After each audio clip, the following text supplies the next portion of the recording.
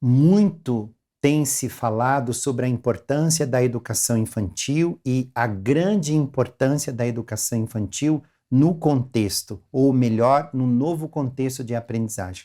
Eu, particularmente, ouço, leio e vejo diferentes afirmações sobre a importância da educação infantil. No entanto, embora tenha se ampliado enormemente as falas a respeito da importância de educação infantil, eu ando vendo muito do mesmo que sempre vi. Eu entrei na educação infantil há exatos 30 anos. 30 anos atrás, quando eu entrei na educação infantil, um homem não poderia entrar num berçário, dar banho nas crianças e trocar as crianças e ficar sozinho com as crianças.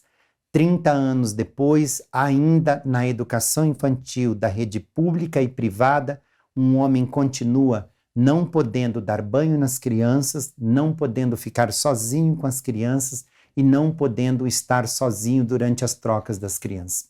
O que eu quero dizer com isso é que em 3 décadas de ação efetiva na educação infantil, eu vi pouco ou muito pouco de transformação. Os discursos se avolumam, mas a prática da educação infantil ainda continua, na maior parte dos casos, a prática baseada em atividades prontas, dos velhos manuais, atividades pré-determinadas, pré-aprontadas, potes de tinta guache, materiais já estruturados, onde a criança tem que seguir um script pré-estabelecido. E não importa o tipo de manual para o qual nós estamos relacionando a reflexão nesse momento. E nesses 30 anos, a infância mudou.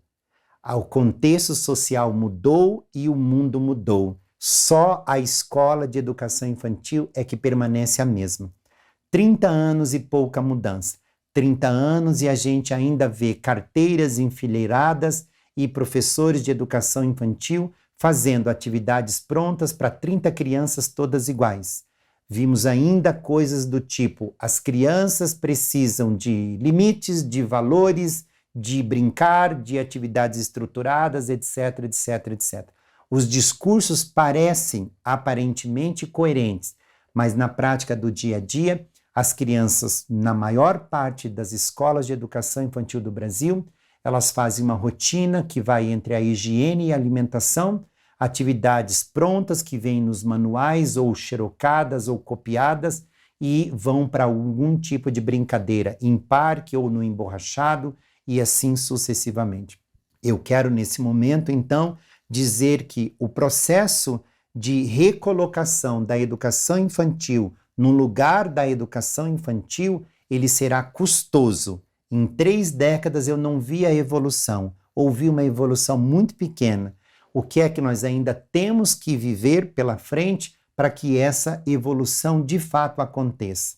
A parte mais corajosa da educação infantil e a parte mais desafiadora da educação infantil é justamente essa percepção de que é responsabilidade da educação infantil transformar ambientes extremamente agitados, né, coléricos e de alguma forma desestruturados no quesito aprendizagem em espaços de descoberta, ambientes de investigação, ambientes de vivência e experiências e, sobretudo, ambientes de formalização dos aprendizados. Agora, como é que eu vou ter coragem para transformar essa energia diferente e coletiva que está dentro do espaço de educação infantil numa energia de aprendizagem, numa energia de humanização, numa energia de coletividade?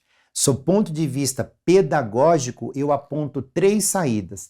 É imprescindível que a escola de educação infantil comece verdadeiramente a pensar em projetos de investigação, ambientes investigativos, contextos investigativos.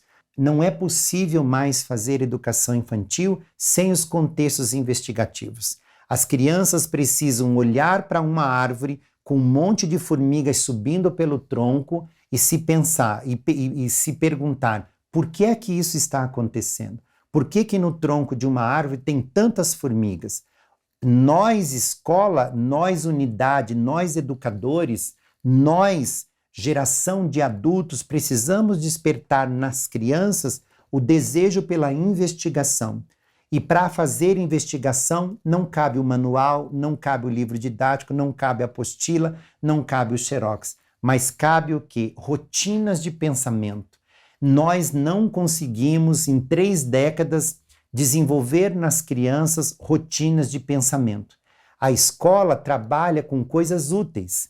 A escola trabalha com a utilidade dos valores, com a utilidade das regras de convivência, a utilidade de escovar o dente, a utilidade de fazer higiene, a utilidade de aprender a ler e escrever. Isso é fato.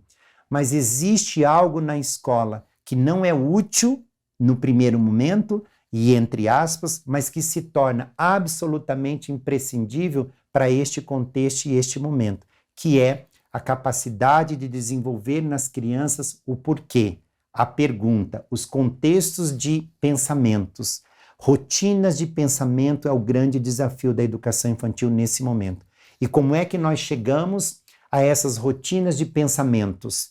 Para as crianças pensarem sobre o mundo, eu tenho que despertar nelas este pensamento, essa rotina, esta prática. Por meio de quê? Contextos investigativos. Coloque os seus alunos diante de uma árvore cheia de formiga e eles precisam se perguntar: de onde vêm essas formigas? Por que é que elas estão subindo na árvore? Ou estariam descendo da árvore? Descendo da árvore com um pedaço de folha, indo para qual lugar? Fazer o quê? E é nesse contexto investigativo que a criança pega uma lupa para olhar com mais precisão o que está acontecendo e vai se perguntando: por que formiga? Por que árvore? Por que folha? Por que nesse lugar? Por que todo mundo está nessa trilhazinha e não vai para outro canto? Esse contexto investigativo é o desafio da escola que pensa a criança na educação infantil nesse contexto. Mas na sequência vem uma outra condição da escola de educação infantil para esse momento. Além do contexto investigativo, o segundo ponto, para mim, são os contextos pré-preparados, pré-estruturados. Não adianta eu levar as crianças para observar uma árvore cheia de formiga e não conseguir, de forma nenhuma, organizar essa pesquisa, organizar esta investigação. E aí é a hora e a vez de resgatar a leitura de Montessori.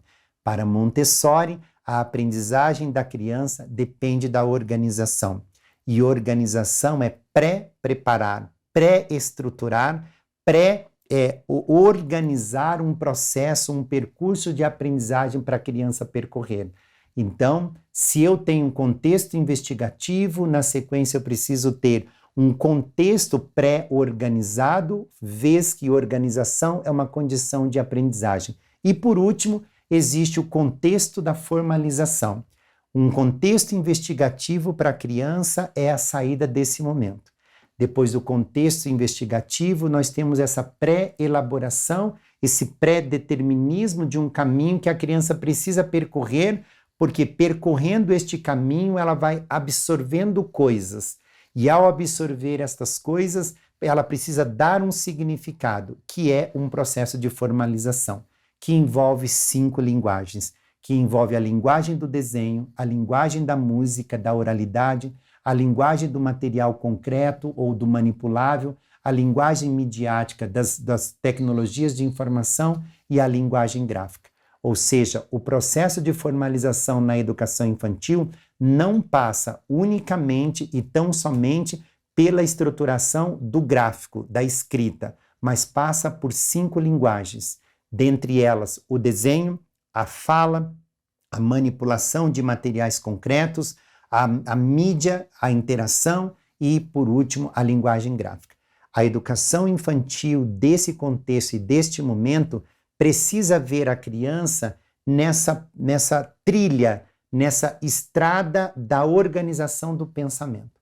E o pensamento da criança é fértil, e o pensamento da criança é rico, é volumoso, mas o pensamento da criança não cabe numa página, num livro com 200 páginas.